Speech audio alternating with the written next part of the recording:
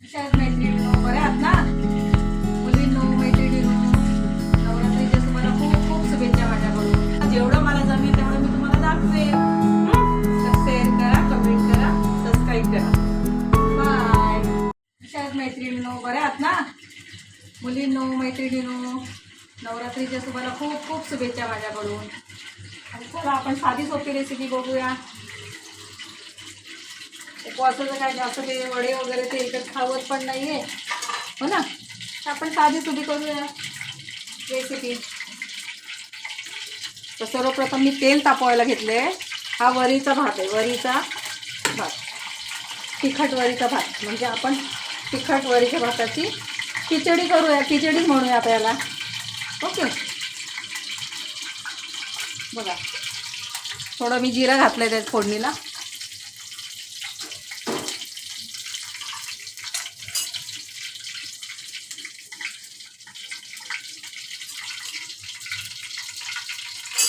जिरे लाल झाले, थोडे मिरच्या टाकूया हिरव्या.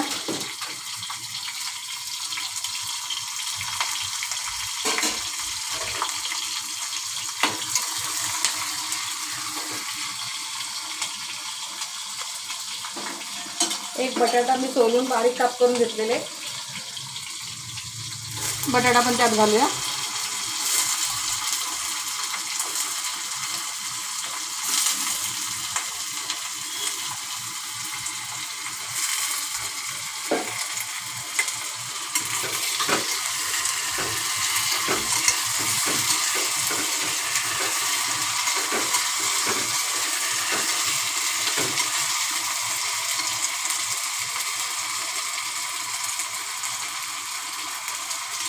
थोडेसे बटाटे लाल होऊन देऊया.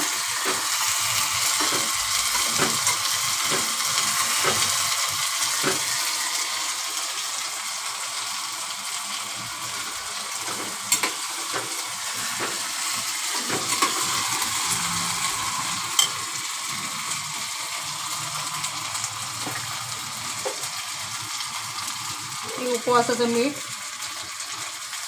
चवीनुसार.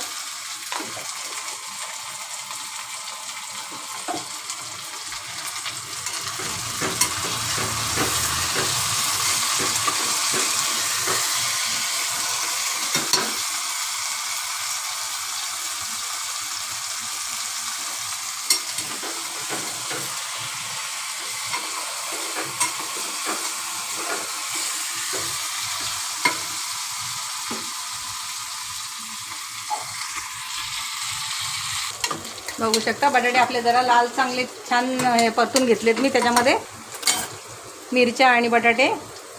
आता आपण त्याच्यामध्ये 2 चमचे शेंगदाणा कूट घालूया. थोडंसं जास्त घेतलं, 2.5 चमचे टाका तुम्ही, तुम्हाला हवं तेवढं टाका शेंगदाण्याचं कूट. ते पण जरा हलवून घेऊया चांगलं जरा.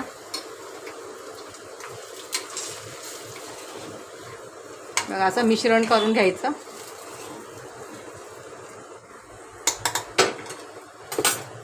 आता आपण हे वरीचा भात आहे, तांदूळ, याला वरी म्हणतो, कोण भगर पण म्हणतं, भगरीचे तांदूळ आपण याच्यामध्ये टाकूया. आता कसं आहे तळणीचा पदार्थ वगैरे आता ह्या वेळेस गरमीचा खायला पण आवडत नाही, इच्छा पण होत नाही. आणि त्यामुळे काय होतं, खोकला एम तेम चालू होतं की नाही, बरोबर आहे ना. त्याच्यामुळं आपण साधा आणि सोपी रेसिपी खायची उपवासाची.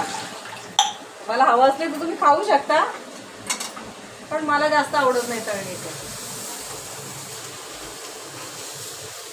हे बघा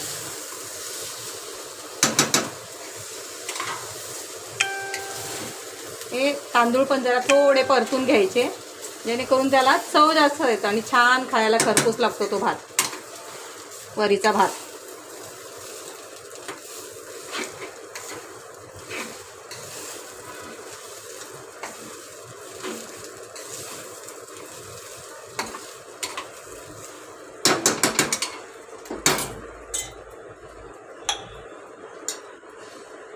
पाणी घेतो ना.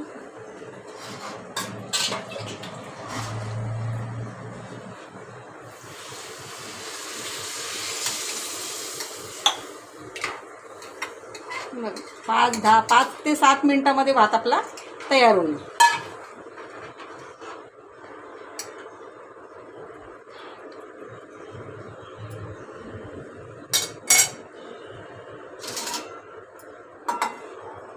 बघू शकता तुम्ही. चला तर माझ्या मैत्रिणीनं, माझ्या मुलीनं, आपण बघूया आपला वरीचा पुलाव म्हणायचा. आपण याला काय म्हणायचं, वरीचा पुलाव साध्या भाषेमध्ये. हां बघा कसा झाला, किती सुंदर झालाय बघा. तुम्ही करून बघा, खाऊन बघा आणि मला कमेंटमध्ये नक्की कळवा हा का. हे बघा एकदम सुंदर झालेला आहे. तुम्ही असं करून बघून खाऊन बघा.